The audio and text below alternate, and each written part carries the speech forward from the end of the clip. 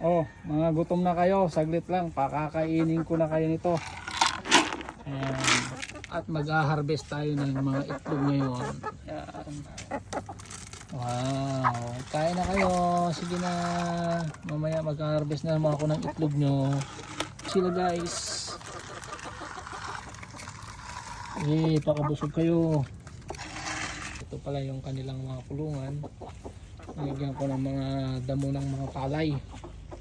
Ayan po. Ayan. Kaso lang kinakalaykay nila. So mag-harvest tayo ngayon ng itlog sa 4 na araw.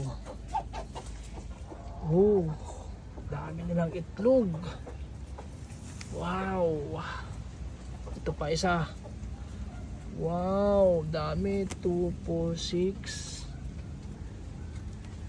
8 10, 12, 14, 16. Wow, 16 eggs in 4 days.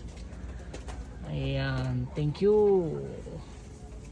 May pang-ulam na naman ako. Maganda yung pinapakain ko sa kanila.